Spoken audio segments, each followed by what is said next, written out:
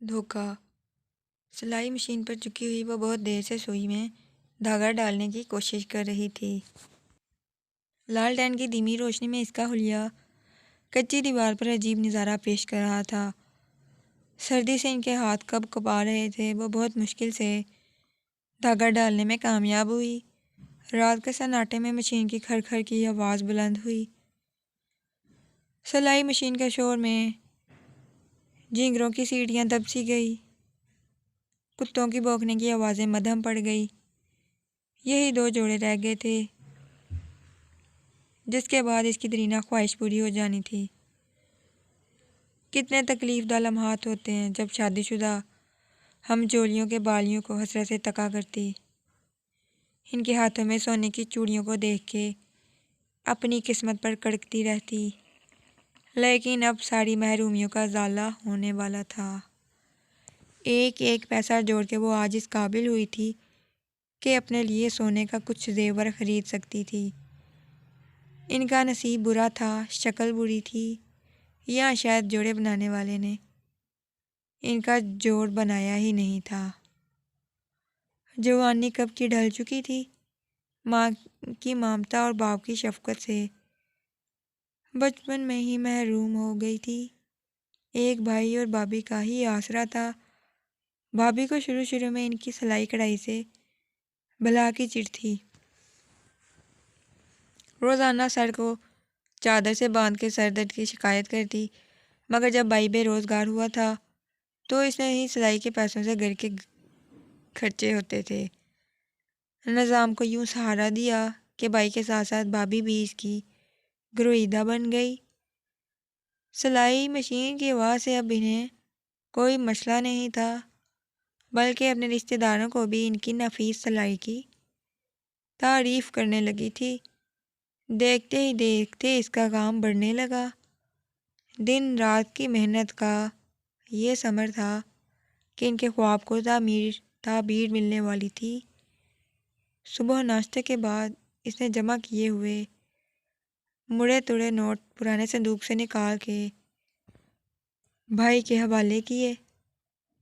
چند دنوں بعد ایک پیارا سا سونے کا ہار اس کی گلے کی زینت بن گیا۔ خوشی سے اس کے قدم زمین پر نہیں ٹک رہے تھے۔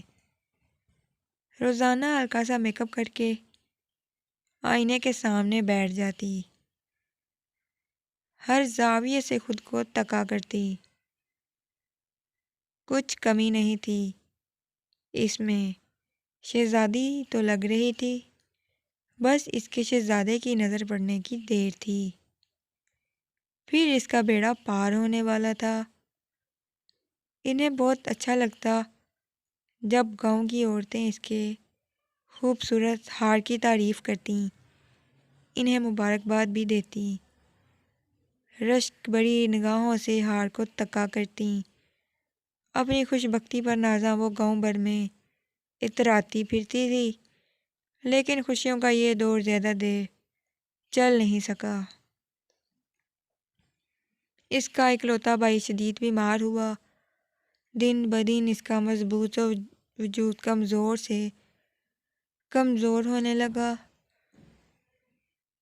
ڈاکٹروں سے نہ مرض کی تشخیص ہو سکی اور نہ قسم قسم کی دوائیوں سے افاقہ نصیب ہو سکا۔ مجبوراً انہیں پشاور لے جایا گیا، جہاں پر مرض کی تشخیص کالے یرکان سے ہوئی اور ان کا علاج شروع ہوا۔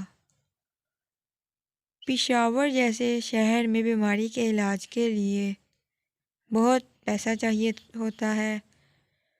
جو جمع پونجی تھی وہ پہلی بار میں ہی علاج کی نظر ہو گئی۔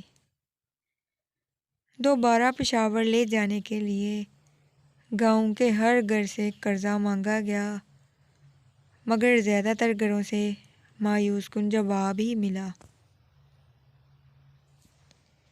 جب کہیں سے بھی طریقہ نہ بن سکا تو قسطوں پر لیا گیا پیل کا فریج بیچ کے علاج جاری ہوا، مگر قرض بڑھتا گیا۔ جوں جوں دوا کی ڈاکٹروں کی فیسوں اور دوائیوں کے لیے بھابھی کی سونے کی بالیاں بک گئی۔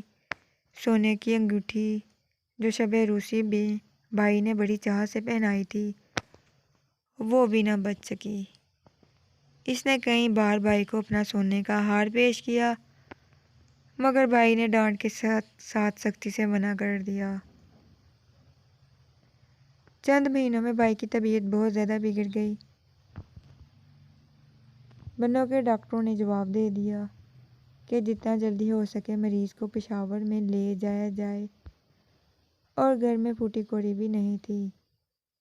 اس نے پڑوس میں چاچا نور الدین کو ہار حوالے کیا اور روتے ہوئے التجا کی کہ جلدی سے ہار کو بیچ کے میرے پیارے بھائی کو بچایا جائے۔